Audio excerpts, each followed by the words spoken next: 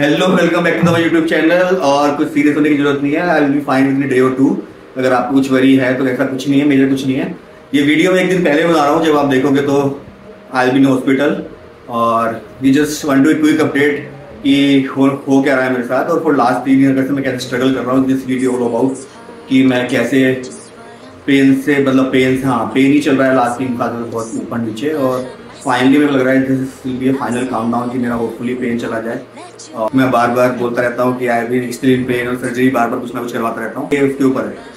तो जो लोग वरी थे, वो जिसको देखना है वो वीडियो कंटिन्यू कर सकते हैं। जो बिकॉज़ वांट टू लर्न क्या क्या हुआ है। ये कहने दो कि इसका जिम से कोई लेना देना नहीं है। If you think if you get to jump into it कि ये जिम की वजह से हुआ है, he is been lifting heavy और he is been this and that, and this gym की वजह से होती है। ये किसी को भी हो सकता है, जो मेरे को हुआ है वो I will explain to you कैसे कैसे चीज़ें हुई हैं, कैसे कैसे आप उसे सीख सकते हैं। तो वी स्टार्ट। तो बेसिकली होता क्या है पेन का कि जब मैं वॉक करता हूँ, जहाँ भी मेरा है, मतलब बेसिकली एंकल जॉइंट यूज होता है, डोर्सिफ्लेक्शन और प्लांटर फ्लेक्शन कुछ भी होता है, तो वो मेरी काफ टाइट होना स्टार्ट हो जाती है। मतलब टाइट टिबिया, शिबिया बोन और आपके थैलेंजस तक, मेटाटार्सल तक, टार्सल मेटाटार्सल थैलेंजस तक, पूरा फुट, मतलब नी के नीचे वो कंप्लीट टाइट ब्लॉक। तो आप कुछ देर बैठोगे, then you will relax and you keep you continue. आपको आपकी एक्टिविटी कंटिन्यू करनी कर सकते हो। आपको चलना ही है तो फिर आपको पेन में चलना पड़ेगा, कुछ काम करना है। तो इनिशियली इट वॉज 1 किलोमीटर और मोर देन किलोमीटर के बाद वो होना स्टार्ट हुआ। तो आई थॉट कि ये रॉन्ग फुट कुछ लैंडिंग है, ये स्कूटी को हो सकती है, कुछ ना कुछ है। बट वो over period of time start hampering my own workout. तो वो जो डिस्टेंस 1 किलोमीटर था, मोर देन किलोमीटर, वो 50 मीटर पे आ गया। कभी 40 मीटर, कभी 100 मीटर, मतलब not more than 100 metre. Less than वो स्टार्ट टाइट हो जाती है। उसके बाद आपके ऊपर आप इसको लैक्टिक एसिड को टॉलरेंस आपकी कितनी है, आप कितना टॉलरेट कर सकते हो।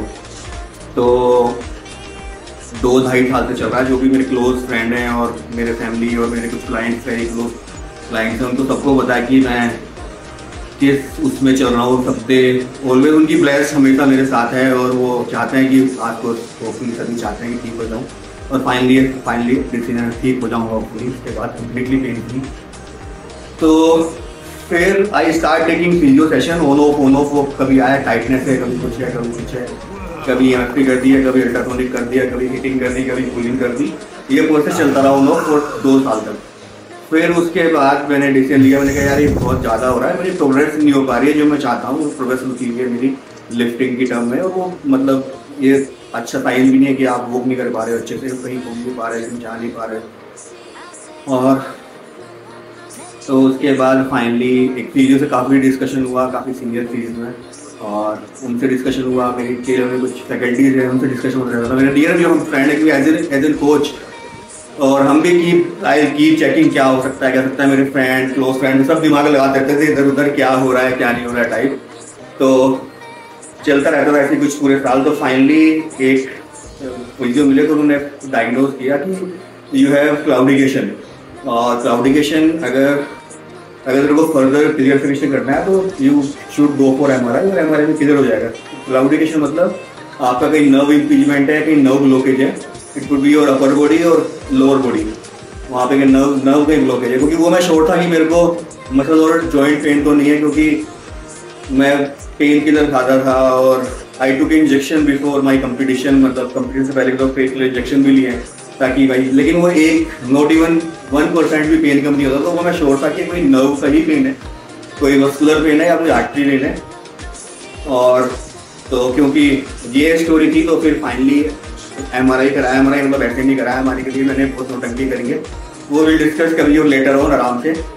और एमआरआई कराया। एमआरआई में मेरी L4, L5 और S1 disc bulge I grade 3। Grade 3 मतलब सुपर ग्रेड 3 मतलब डिस्क बल्ज है पूरी, मतलब बल्ज है। बट आई विल लिफ्टिंग उसी time run, I will lifting 310 tightness और I have no back pain besides my calf pain. वो टाइटन हो जाती थी। दैट वाज द टाइम कि मैं वहाँ सिंगल रैप करता था।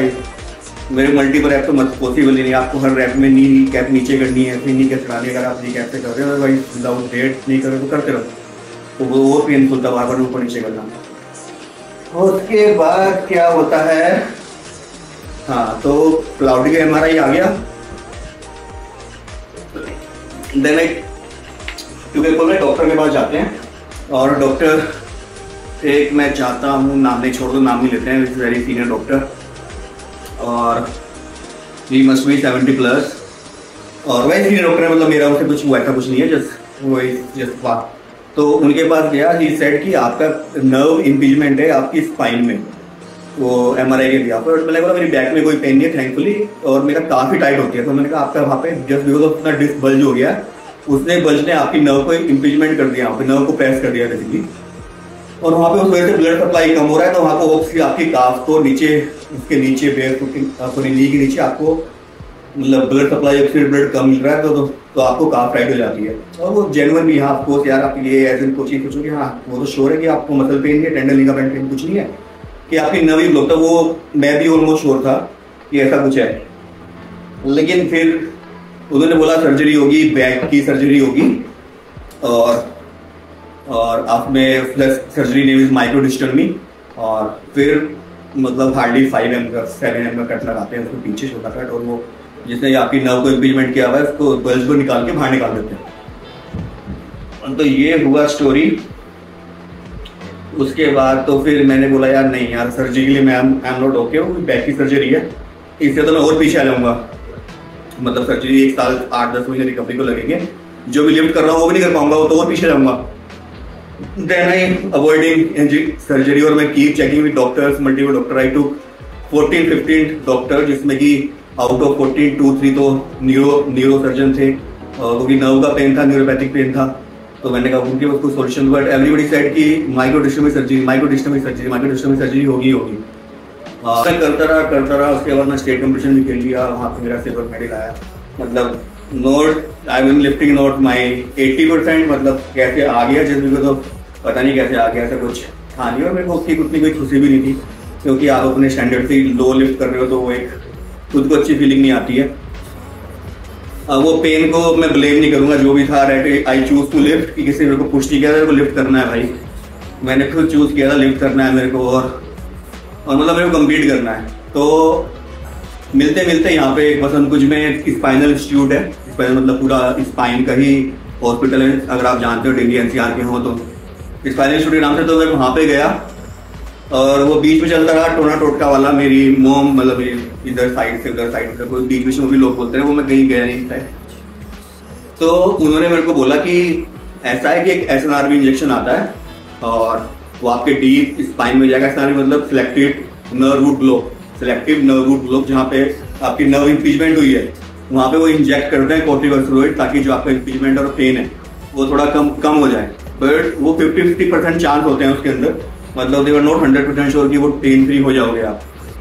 तो उन्होंने बोला कि तेरे पैर में स्ट्रेंथ उतनी, मेरे पैर में थोड़ा बाय द वे स्ट्रेंथ कम हो गई थी थोड़ी, मैं प्लांट प्रोडक्शन नहीं कर पाता था, मतलब प्लांट प्रोडक्शन ये आपकी फूड आके प्लांट प्रोडक्शन ढंग से अच्छे से नहीं कर पाता, सोलली रिलैक्स है, तो वो मेरे को लग रहा था स्ट्रेंथ भी कम हो रही है उधर। तो उन्होंने कहा ऐसा कोई पेन भी, कोई इमीडिएट पेन नहीं है कि बहुत पेन में कर रहा है, जब तो एक्टिविटी करता है, मतलब नॉर्मल में, क्योंकि ब्लड सप्लाई उतना चाहिए नहीं होता आपकी काफ को, नॉर्मल में अगर आप बैठे हो आपकी एक्टिविटी नहीं है तो उसको ऑक्सीजन ब्लड भी चाहिए। उसके बाद फिर तो आई डिसाइडेड कि भाई SNRV करवा लेते हैं, इससे बेटर की सर्जरी से एक बार चांस लेते हैं, 50% है। तो भाई ये मैंने करवाया 2022 में, 2022 के स्टार्टिंग में, आई गेस मार्च अप्रैल के आसपास। तो उन्होंने बेसिकली उसमें करते क्या है, आपका एरिया नम कर देते हैं स्पाइन का, और उनका एक डीप वेन होती है जो अंदर डीप तक जाती है, वहाँ पे वो इंजेक्ट करते हैं जहाँ मुझे लगता है कि डिस्क बल्ज हुई है, यहाँ पे नर्व इम्पीजमेंट आपका हो सकता है। तो वो दिया उन्होंने मेरे को, पेन किलर दिया। उसके बाद उन्होंने इंजेक्ट किया 4-5 जगह, जहाँ हल्का सा फील होता था कि कुछ काट रहा टाइप, ऐसा कुछ फील नहीं होता ज़्यादा।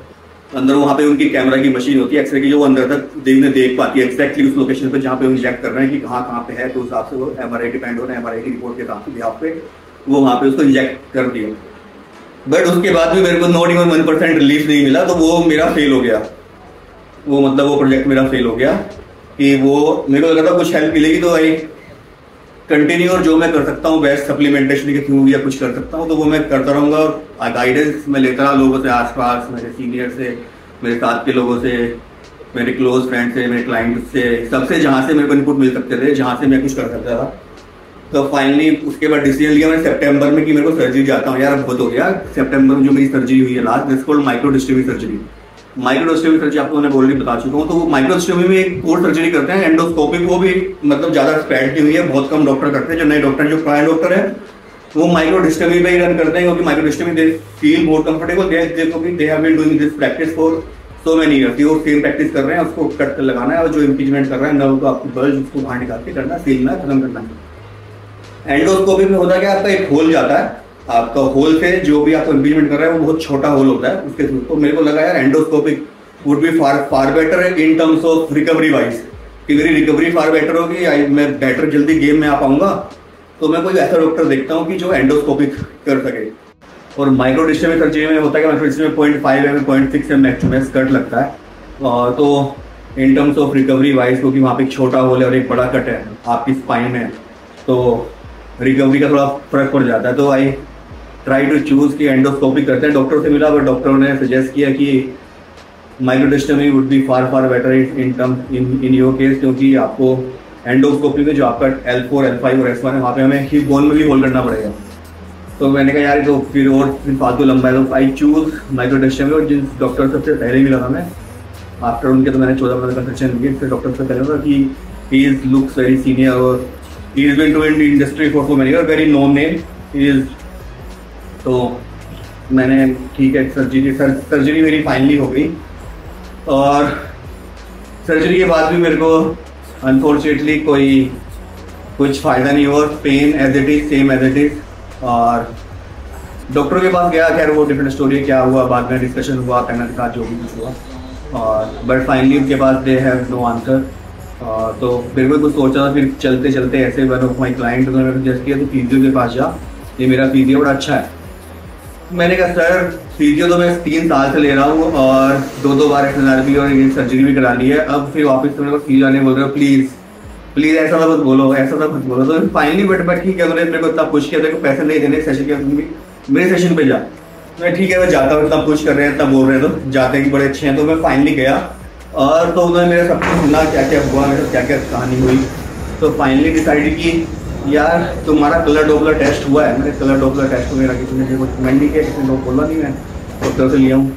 तो उन्होंने बोला कि कलर डोपलर टेस्ट करा लो और उसके बाद अगर कलर डोपलर टेस्ट ठीक आएगा तो आई विल टेक 12 सेशन में ये सम फिजियो सेशन और वो मैं ठीक कर दूंगा। कलर डोपलर टेस्ट सही नहीं आता है तो उसके बाद देखते हैं मैं क्या गोल करके आ रहा है। मैंने उसी दिन कलर डोपलर बेसिकली आर्टरी और वेन्स मैंने दोनों करा लिया। कलर डोपलर बेसिकली होता क्या है, आपकी जो ग्रोइन के पास है वहाँ पे अगर आपको जिस बॉडी करवाना है, मेरे को लोअर बॉडी करवाना था, तो उन्होंने वहाँ पे रखा है, वो वेव छोड़ते हैं आपको, वहाँ पे वेव जाती है और उनके वेव के हिसाब से कहाँ पे आपके कितने ट्रांसड्यूसर है और वहाँ पे कितना ऊपर नीचे वेव फ्लो कर रही है, उस हिसाब से वो पे उनका फ्लोकेज कहाँ पे है आर्टरी। तो मैंने दोनों करा ली, मैंने आर्टरी और वेन्स पहले दोनों करा देता हूँ, रिस्क लेता फिर बोले की बाद में नहीं एक बार वेन्स करता हूँ। मैं दोनों टेस्ट करा लिए, आर्टरीज और वस्कुलर दोनों टेस्ट करा लिए। तो उसके बाद फिर मैं डॉक्टर के पास गया, डॉक्टर ने कहा better if you go for CT angiography. CT angiography if you want further clarification तो you should have to go CT angiography. CT angiography में पूरा क्लियर हो जाएगा कि ब्लॉकेज है या बेड फ्लो है कहाँ पे है। सिटी एंजियोग्राफी के बाद कोई इशू नहीं आएगा।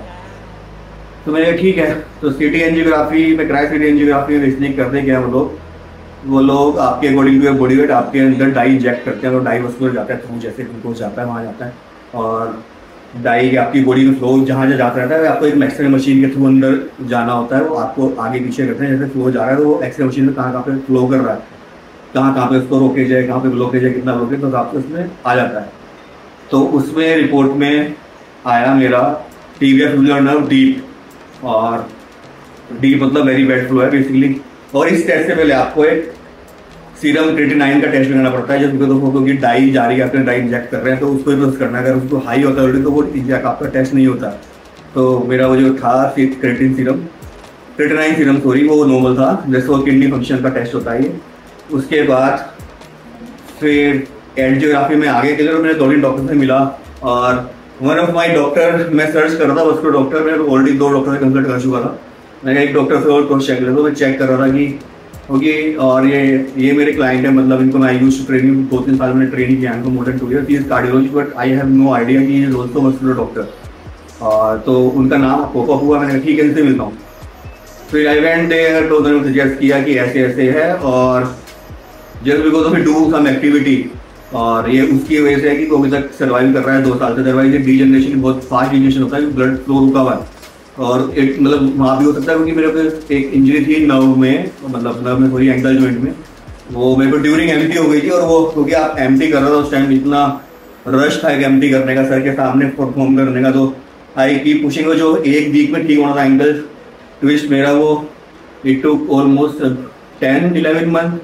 आई की पुशिंग, वो स्नैच क्लीन जगह जब वो सीख रहा था उस टाइम पे, तो उस टाइम और एक दर्द आई थी, वो मैं उसको मैं फर्दर इंजरी डैमेज करता रहा। तो वो भी एक नर्व का हो सकता है कि वहाँ पे नर्व डैमेज हुई है, इम्पीचमेंट, एक वो सीन है और एक टीबीएस रिजर्वर नर्व सीन है।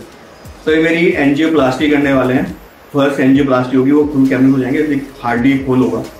और ये वही सेम प्रोसीजर जो आपका हार्ट ब्लॉकेज में होता है, और अगर आपका हार्ट ब्लॉकेज होता है तो हार्ट अटैक, और आपका ब्रेन में क्लोट होता है तो ये आपका जो ब्रेन हेमरेज होता है वो होता है। तो code is peripheral artery disease, PAD, जो मेरे को है बेसिकली नीचे कहीं ना कहीं इम्पीचमेंट है, कहीं एंकल जॉइंट के पास, मोस्ट लाइकली एंकल जॉइंट के पास, और उसके थोड़ा सा ऊपर टीबीएस जो डीप नर्व है वहाँ पे कहीं और ब्लॉकेज है। तो ये जाके उसको एंजियोप्लास्टी करेंगे।